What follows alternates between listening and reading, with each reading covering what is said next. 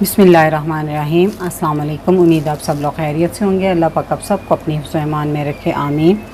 जी, आज हम बना रहे हैं अपने किचन में अरवी गोश्त का सालन, जो कि बहुत ही मज़ेदार बनता है। ठीक है, तो रेसिपी शुरू करने से पहले जो लोग मेरे चैनल पर नए हैं काइंडली वो सब्सक्राइब करें, साथ में बेल के बटन को ज़रूर दबाएं ताकि मेरी हर नई वीडियो सबसे पहले वो देख सकें। तो शुरू करते हैं। अरवी गोश्त बनाने के लिए मैंने इसमें मटन लिया है 750 ग्राम, यानी कि 3 पाव, और इसको धोकर मैंने छलनी में रख दिया ताकि इसका सारा पानी निचड़ जाए। और ये मैंने आधा किलो अरवियाँ ली हैं और इनको थोड़ी मोटी थी तो इनको मैंने दो दो पीस में कट कर लिया। आप साबुत भी रख सकते हैं। और इनको मैंने कैसे वॉश किया, मैंने आधा घंटा पहले काट कर इसको नमक वाले पानी में भिगो दिया था और बाद में इसको अच्छे से धोकर छलनी में डाल कर इसको निचोड़ लिया। ठीक है, तो अब हम इसे पकाना शुरू करते हैं। मैं इसे प्रेशर में बना रही हूँ, जल्दी बन जाता है। और मैं आपको वो रेसिपी दे रही हूँ जो कि नई बच्चियाँ भी जो है ना वो बनाने हैं, मसलन नई बच्चियाँ जो खाना सीख रही हैं बनाना, उनके लिए भी बनाना बहुत आसान है। और इससे मैं बहुत ही कम मसालों में बनाऊँगी। ठीक है, इसे मैंने प्रेशर में डाल दिया गोश्त को, और साथ ही मैं इसमें अब डालूँगी 2 लार्ज साइज़ के, यानी कि 2 बड़े साइज़ के प्याज थे, उनको आपने इस तरह बारीक बारीक काटना है। ठीक है, वो डाल देंगे। 2 मीडियम साइज़ के मैंने टमाटर लिए थे, वो मैंने इस तरह रफली काट के इसमें डाल दूँगी। 2 टेबलस्पून भरकर लहसुन अदरक का पेस्ट, हाफ़ टेबल स्पून नमक, 1 टेबलस्पून सुरख मिर्च। नमक मिर्च का इस्तेमाल अब अपनी टेस्ट के मुताबिक कम या ज़्यादा कर सकते हैं। और हाफ़ टी स्पून हल्दी और 1 कप पानी। अब इन सब चीज़ों को अच्छे से मिक्स कर लें।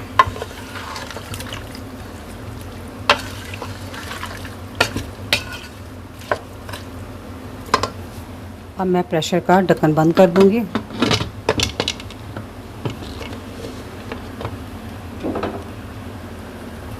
और इस पर रख देंगे वेट, और प्रेशर को मैं रख दूंगी चूल्हे पे। जी, तो प्रेशर को मैंने चूल्हे पे रख दिया है। शुरू में मैं इसकी आंच तेज़ रखूँगी, और जब ये प्रेशर की मसलन की विसल चल जाएगी तो इसके बाद आंच आपने हल्की कर देनी है, यानी कि लो मीडियम कर देनी है। और इस पर 12 मिनट तक प्रेशर को टाइम देना है आपने। 12 मिनट प्रेशर चलने के बाद मैंने चूल्हा बंद कर दिया, और इसके अच्छे से भाप निकलने के बाद अब हम इसका ढक्कन खोल देंगे।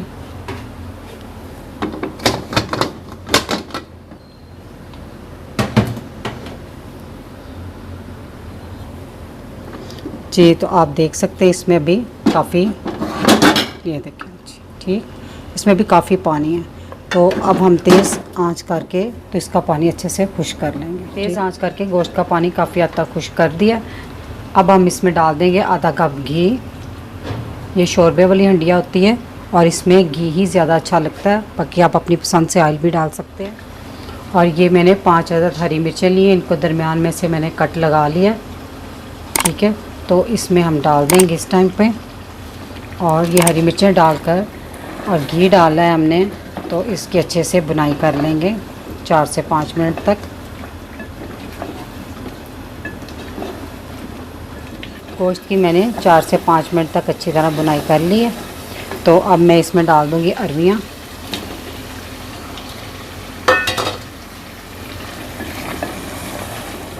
तो अरवियाँ डालकर भी मैं थोड़ी सी 3 से 4 मिनट तक इसकी बुनाई करूँगी।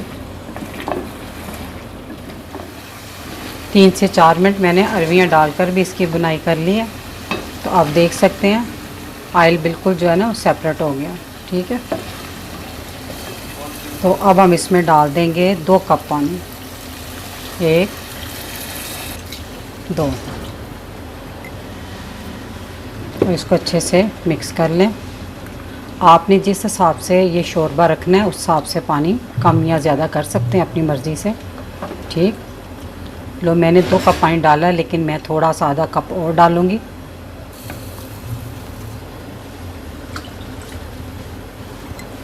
जी, तो आधा कप पानी मैंने और डाल दिया, टोटल 2.5 कप मैंने पानी डाला। तो इसमें अब बॉयल आने का वेट करेंगे।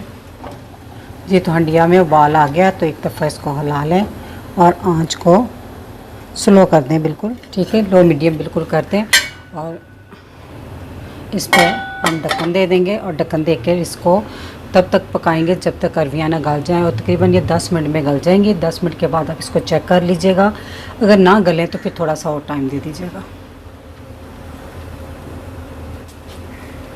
जी तो अरवियों को पकते हुए टोटल 20 मिनट हो गए हैं और अरवियाँ अच्छे से गल गई हैं। मैंने चेक कर लिया और मैंने किस तरह इसको पकाया, 10 मिनट मैंने लो मीडियम आंच पर इसको रखा था और 10 मिनट मैंने इसको बाद में दम वाली आंच पर रखा है।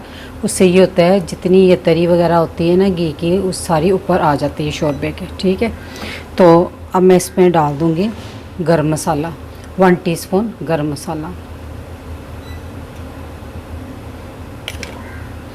इसको हिला लें अच्छे से और डाल देंगे धनिया और चूल्हा मैं कर दूंगी बंद और इसे हम करते हैं अब डिश आउट। माशाल्लाह से बहुत मज़ेदार बनता है सालन।